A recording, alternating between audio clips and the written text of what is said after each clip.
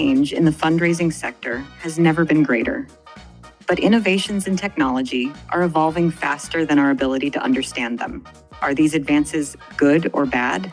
Do they have unintended consequences? And what is the application to the global fundraising sector? That's what we're here to find out.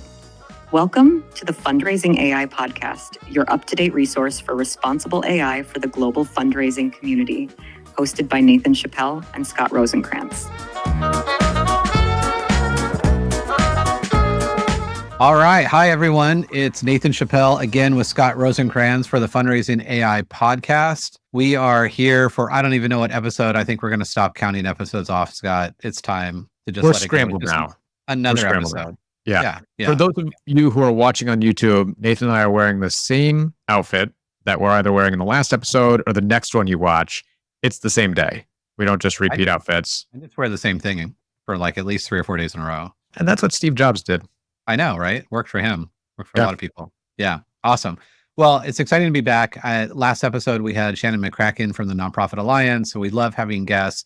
As Scott just alluded to, we actually recorded another podcast with Woodrow Rosenbaum, who is the head of the Data Commons and all things data technology for Giving Tuesday. But we wanted to record another special podcast, or not special, a regular podcast, I guess, a less special podcast, where we talk about all the nerdy things that are going on in AI today. So really staying true to our form, fundraising.ai really being around the responsible and beneficial use of applied AI for fundraising. There's a lot that's happened in the last couple of weeks. So we're going to spend 20 minutes, break it down for you, share some insights on how we think it applies to the nonprofit sector, things to be on the lookout for, and then back to our regular programming. Sound good? Yeah, cool. Are you up for the task, Scott? I think so. And I mean, as up as I can be. There's a lot here. There's a lot, like, you know, and for those that are just tuning in for the first time, Scott and I keep a running shared list between the two of us where anytime we see something that just like intrigues us, we'll read through it. And then if it meets our criteria, then we'll throw it on the shared list. So this list now is probably, we'll see how far we get, Scott, because, tangents and whatnot. So I don't know. Why don't we start with, I think, probably your favorite one? Yeah. Apple Intelligence. So I forget if we talked about this in past episodes, but I think about it all the time. I alluded to Apple Intelligence because I think it was actually before the developers conference and we were like anticipating and really excited about it. But what do we know? What is Apple Intelligence? What do we know? When do we expect it? Well, first off, they pulled a very Apple move of rebranding AI to now be Apple Intelligence, like kind of like making it their own, like they're the first ones to come up with it, right? When we know they were very late to the game, right? Yeah. At least with the generative AI. But they, instead of really building their own, they outsourced to OpenAI, right? There's rumors that they're outsourcing to Gemini. So you'll be able to kind of use it as, I like this tool versus this tool. But they also made it different where it's in basically everything. It's not like an afterthought. It's not a product that you have to, if you're in messages, you then have to go somewhere else and say, hey, recreate this message. Like it's constantly interacting with you if you wanted to. So that way it's front and center, right? Yeah. We're just talking about this. So it's not a new feature that you have to learn. It's going to be just embedded in everything that you do. I think it is funny they called it Apple Intelligence. So they're staying with AI, but and I think that's funny because they're the company that I think definitively has been absent from wanting to use the term AI. And right. I mean, for not just this year, but like for the last couple of years. So now, maybe they always knew they were going to call it Apple Intelligence. And there's like, now we have our own AI. Yeah. I think it's also interesting to your point, the partnership with OpenAI is great because you and I, both like our GPTs, but it was a little telling to me because I believe they've been working on their own large language models. They clearly weren't ready to go full scale. And to be honest, if I'm them, kind of smart, right? Because like if things just completely go to crap, then it's like, well, hey, just kidding. It's, OpenAI's fault. We're going to actually now have our own, which is going to be better. Right. And we've also seen other companies roll stuff out that they're not really ready for and that potentially blow up in their face. I don't know who you're referring to. Schmoogle, I think. Something that rhymes with schmoogle. Yeah.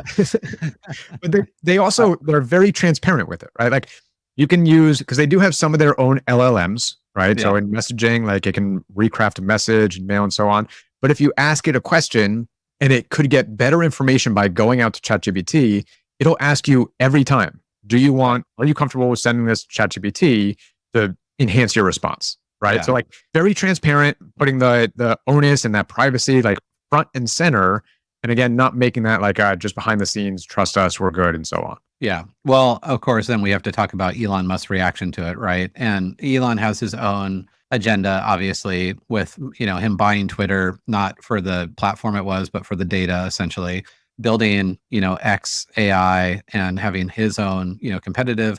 His reaction was pretty dramatic. That's a fair word, and saying that, look, if anyone uses an iPhone at a X headquarters or any X facility, they will have to put their phone in a Faraday cage so that it because it's the most untrustworthy thing in the entire world. So I mean, it pretty dramatic because a lot of people probably had to look up Faraday cage anyway. It's just so Elon to do that. I can't believe any of that. And Apple's not going to risk their however many year reputation on privacy that is just willy-nilly going to another organization that they have a business relationship with. It's just they're not going to risk all of their hard-earned reputation for that. But it's just a lot of these games. Right. And this is definitely more Elon upset about how his relationship ended with OpenAI, I believe. He's been attacking them for a while. They're not open. They should call themselves closed AI. But I mean, if you're concerned about Apple's and OpenAI's privacy, but you probably have Instagram and Facebook and WhatsApp on your phone, they can listen to what you're saying even when the app is closed. And I think even when the screen is turned off. And they're using your data in their models, like explicitly. Yep. You have to opt out of doing so. Clearly his concern is not privacy. It's just it's not his data, So so you got to separate. I mean, we're going to talk a little bit more about AI hype and the hype cycle and where we're at on this stuff. So one more OpenAI, it was just a little tidbit for those that follow it. Sam Altman was interviewed, I think it was 2 weeks ago, and says that he expects, so ChatGPT 5 is not ready yet, but he expects it to be a significant leap forward and not surprising.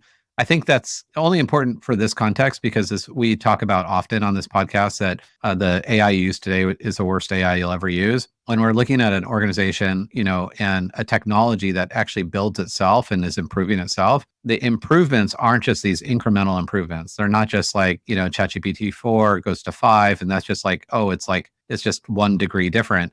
It's going to be a massive difference. And so I think, again, for people that either don't like change, it's like, get over it. Like this is going to be the way it is with exponential technology. I think we have a hard time with this because we're so used to technology always operating the same way. You turn a light on and the result is that the light switch, flip the light switch, the light goes on, or whatever it might be. Those technologies evolve so slowly, if at all. They remain largely static, but AI is so dynamic and so fast paced. It's so different for us to get our arms around. I mean, the only similar technology advancement is operating system updates, right? Yeah. Like Apple going from iOS 17 to 18 or whatever it is, right? Like it's going to do a lot of it's still the same device, do a lot of new things that it couldn't do before, do them faster, do them better, more efficiently.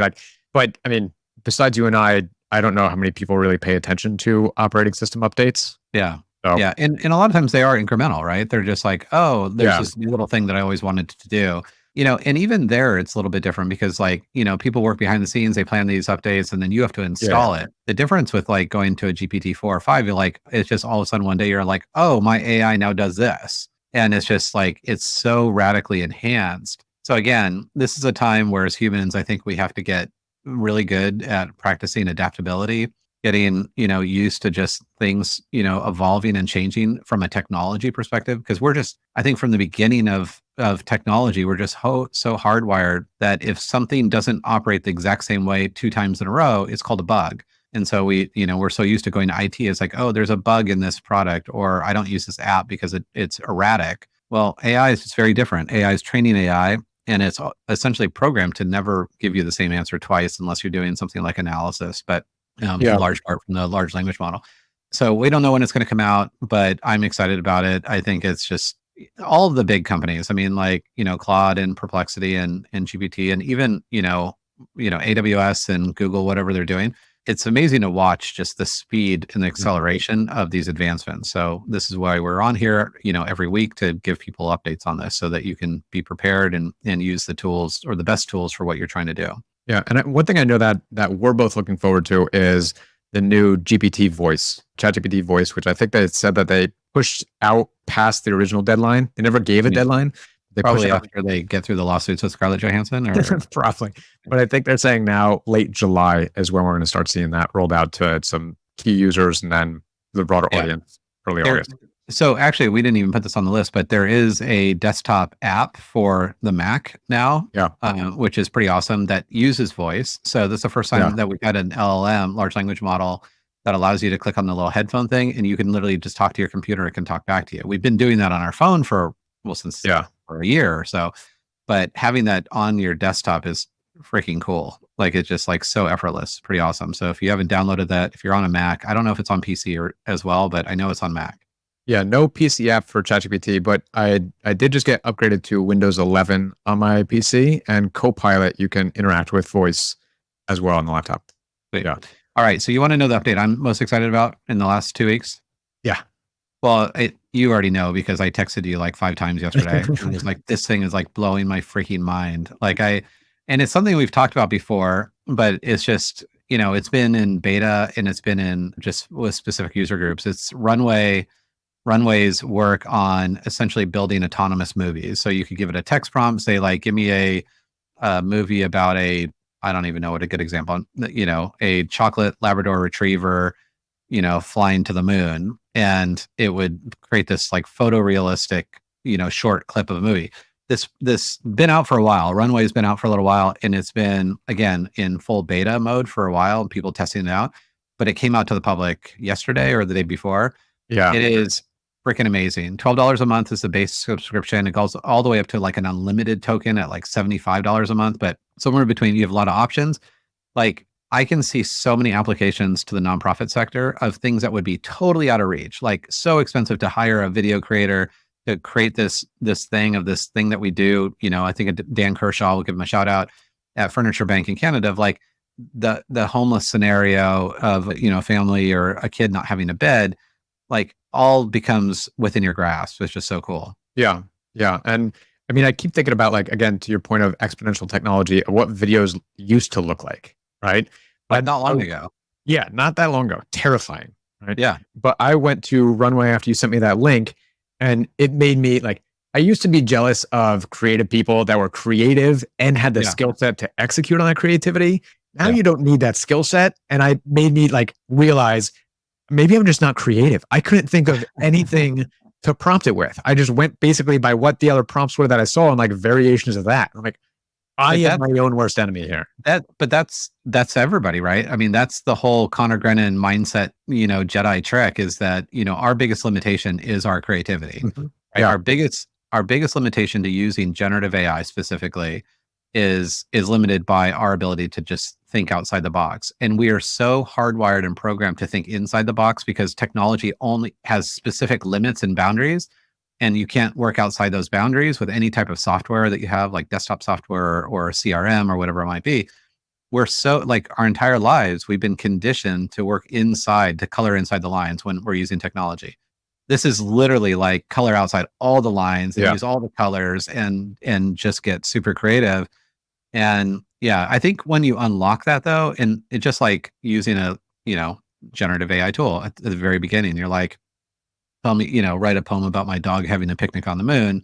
Somehow all my analogies are my dog going to the moon. So obviously a fantasy or something. Dog is very adventurous. She is. I choose your own adventure. So I think once you get past that, at least for me, when it was with large language models, like, then you could be like, oh, well, now it becomes natural. It's like, take the persona of a whatever consultant and analyze this thing for me.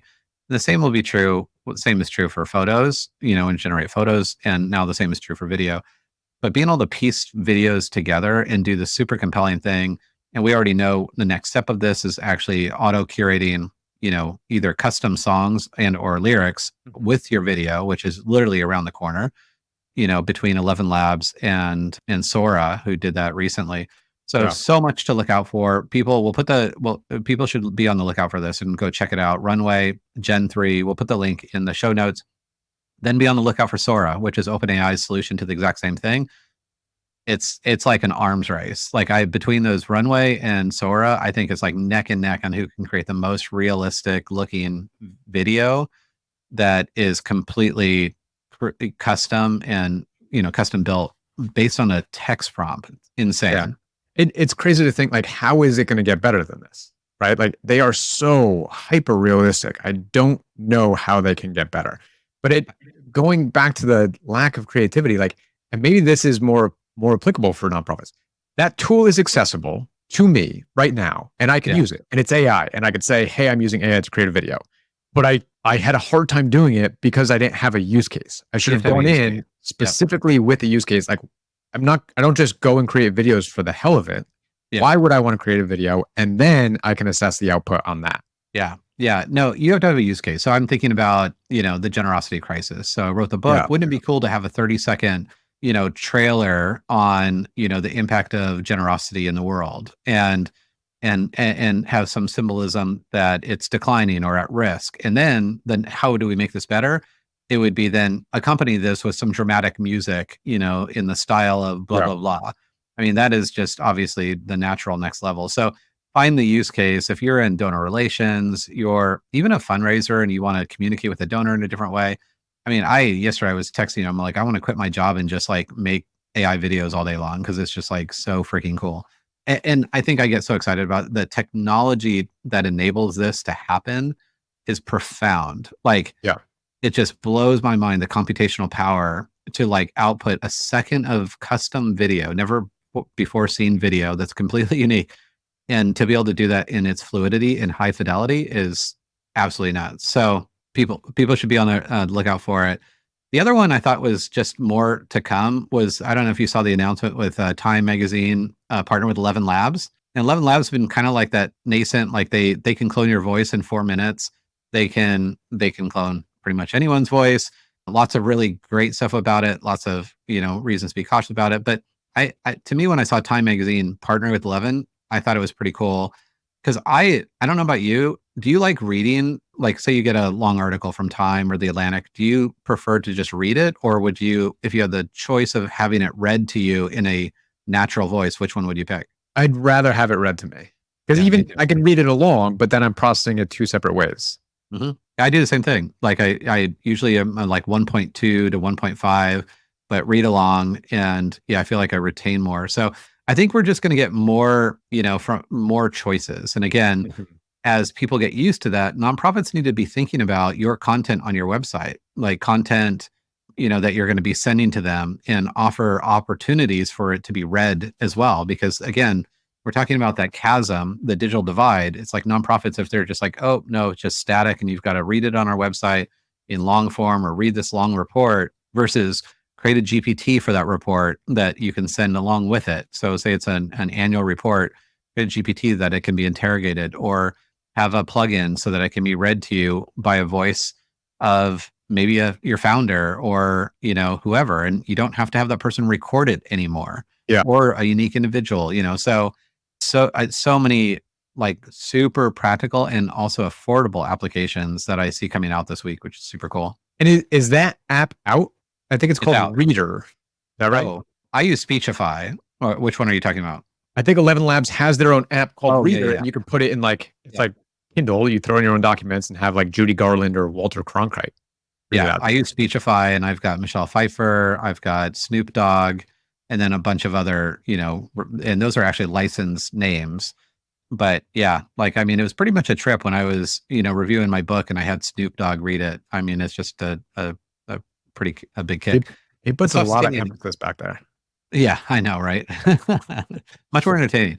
So, and then as we're talking about this, and we're going to dedicate an entire episode to deepfakes and the role of autonomous fundraising, meaning literally programming a deepfake or an avatar that looks like a human and sounds like a human, but is not a human, portraying themselves as a fundraiser. So we're already going to record this next week, but character AI, and I don't know if you've ever been on character AI. I did when it first came out, and it was like very intriguing because it's this whole subculture I didn't know anything about. Character.ai is basically a million avatars that all have different personas, like a Brooklyn girl or a pirate or a whatever. And people that are seeking friendship or relationship or just someone to talk to, or they can go to any of these avatars that either have specific attitudes and they can go on. And so it's always been a text kind of thing. So you could text with it and go back and forth. But as of last week, you can now talk with them. You can talk with them in natural voice and they'll talk back to you in natural voice. And that's only about a year that character AI has kind of even come to its own of having this like, and these avatars, like they sound very realistic. If you're typing and you're like back and forth and they're typing back to you, it sounds really natural. But now adding sound to it, I can't think of, like, it's basically like the movie Her, right? I mean, where we've referenced a lot on this podcast. How do you feel about that? Like I think about that when we were in Geneva, the conference, and that one stat came out. I think 54% of Gen Z would rather be without a close friend than their phone. And I think this perpetuates it on one side, right? Because it gives them that outlet of connection, but not really connection. But also it might be a benefit if they do have someone that they can talk to without feeling so like, I don't know where I'd land with that. I have a hard time with it. And I think it depends on the context, right? So if we're talking about autonomous fundraising, I think it's a horrible idea. Like Absolutely. I just no qualms like about it. I think if your context is that you are in a human-centric sector or human-centric job that requires empathy and some creativity and strategy and all that, like you just need to be human to human in so many things, and we should use AI to give us more time to be human. We should not start replacing humans with avatars. I think it's a sad sign of the times because here's the stat. So this came out last week, the startup, so Character AI, they tested this feature ahead of the launch. So right before it came out, during that time, it said it had more than 3 million users, had made 20 million calls to talk to their avatars. So the people have already had these relationships with these avatars, and now they can talk with them. So 3 million people had 20 million calls in like literally like a 2-week period, before the launch. Like that just makes me really nervous and kind of sad for humanity. I can see practical applications, especially in mental health, where they see a lot of short-term positive gains of being able to talk through things. In fact, there was some data that you and I were looking at a couple of weeks back where it was talking about how GPT can reason. It can actually is better at convincing you as a human to do something better than a human is, like by a pretty big percent. Like it was like, I can't remember if you remember, but it was like outperforming humans in our ability in the soft skills. So you can see some value in it, but you can also see how it can manipulate us very easily, and we can use it to manipulate other people. And that's why, again, I'm really skeptical, and I'm skeptical about the whole idea of like offloading, fundraising to a bot.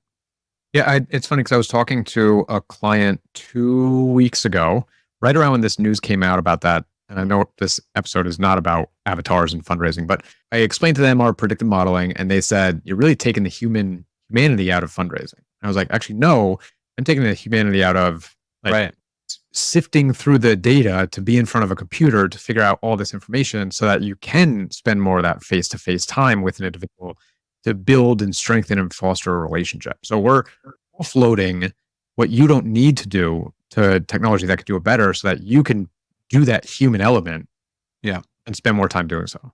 That should be our litmus test, especially in context of fundraising, is that we should use, augmented intelligence to essentially offload things that are mundane, things that we don't like to do, or the things that we're not good at, to really do what we think is the theme of this podcast, better, faster and happier. Like, what can we do better? Like higher quality? What can we do faster? And what can we do that leads us to increase job satisfaction? So maybe that's our next t-shirt that we're gonna come up with. And throwing in the spectrum of, does this benefit relationships or does it benefit transactions? Yes. Yeah. Right. Yeah. We've always said, I mean, that's been our litmus test from the very beginning, right? It's like, before we even had, which we do now have a framework for evaluating good, versus bad AI in the nonprofit setting. At the simplest form, does this technology, protect and prioritize trust in relationships? And if it doesn't, and, if it's neutral, or if it actually doesn't incentivize, prioritize, and promote trust between, humans and organizations, it's not good for our sector. I mean, it's just as simple as that. Right. Even if it is responsible in all other aspects, and it gives you time back, it's doing things more efficiently. But if it's not building and strengthening trust, right, it shouldn't be used. Yeah.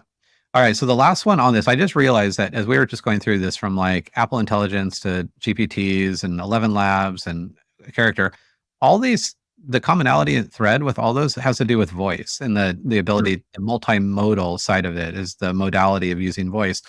The last one was Google Translate added support for 110 new languages for Google Translate. A lot of people have used Google Translate. Like I used it years ago when I was in Italy, where it was just video and you could put your camera up to like a plaque at a museum. Yeah. It would translate it, and it like blew my mind.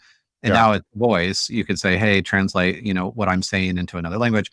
It basically doubled the number of languages that they can support, and that's, I mean, all very quick. Again, like it's just amazing. And you and I heard this in Geneva, if you remember, Ozza Raskin's talk about how all languages have these certain commonalities and patterns. So once they figured out what those patterns are, they can basically decode any language and train it. And now I know you want to share the blow your mind part side of that. Yeah, and not even human language, like whales and dogs. I still need to watch that documentary. I was trying to explain this to my wife, and she's like, Ed, you need to explain it better because I don't understand. So let me watch the documentary and then I'll come back. But what Ozza is doing there by being able to interpret how whales are communicating with each other, and then is there intelligence that they have, since they have a completely Right. different perspective, that could help us address some of these societal impact issues that we're trying to address. Well, and it's crazy that they are learning how to decode, say, speech of whales or dolphins based on how humans speak. Yeah. Because in fact, they even have dialects, right? And so like whales have dialects from what region they're from, and they have certain patterns that they speak. So anyway, not to get too much on the tangent, because I can't think of a lot of practical AI use cases for the nonprofit sector and decoding whale talk, but it's interesting nonetheless. I think language is a big breakthrough in all the things. I mean, it's a natural progression from large language models, which are, the first modality was just using text prompts, and now like all the languages. And then, pretty soon we'll have our implant in our brain and we don't even have to speak. We just think these things and they'll come back to us. So we won't have to go there either. So the other theme, so that was a big first theme. The other theme I kind of bucketed as the AI hype, because you and I individually were like putting these things in our shared note, which is like, oh, Claude is under a bunch of scrutiny. Oh, OpenAI has a ton of lawsuits. Oh, well, Elon was suing OpenAI and then backed out of that. And then Perplexity was coming under fire. So there's like in the last, 2-3 weeks, every major large language model provider has come under a lot of scrutiny. And is that because there's just been a lot of hype and this is like retribution? Is it just because they're become more accessible and people are finding out how they're built? What do you like? And do you think it's the end, or is it the beginning of the end, or is this going to be part of life? Or do you think it's the whole show me what is that Charlie Munger quote? Yeah, show me the incentive and I'll show you the outcome. Is it the incentive, right? They're seeing how much, ChatGPT has been out a year and a half, right? And what is the value of that company? What is the value of the partnerships they have? Microsoft leaped ahead of every other company to be the most valuable, and then it got surpassed by NVIDIA. So like we're seeing a whole new level of wealth distribution that we weren't seeing before. And I think everyone else is maybe cutting corners to catch up, and then other companies feel threatened by that. So they need to, it's that whole incentive. Truly an arms race, for scale, and where does safety come in? And so again, bringing this back down, I think the cautionary tale here is that so individuals within an organizations themselves, if they don't have an AI roadmap, either on, what employees are allowed to use, or as an organization, what they're trying to achieve, there's a lot of risk because, we've seen tools, and you and I have both used tools, AI tools that were here one day and looked like they were going to be the next big thing. And then the next day they were gone, right? They were just gone. Where'd all the data go? Like, how is it used? Who owns the data now? Like, is it just deleted or did it get sold?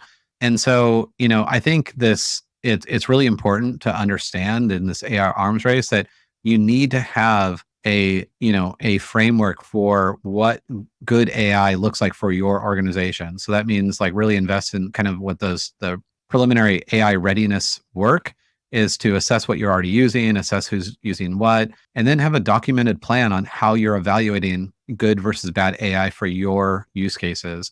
Without doing that, it's pretty much a wild west, and guaranteed that a lot of organizations are going to be finding themselves, dismayed because the tool that they picked, or they've allowed people to pick at their own whim, is going to be, under fire for major breaches in privacy or things like that. And so again, these are awesome tools, and not to dissuade anyone to use them. You have to be able to compete effectively in the future, even in the present.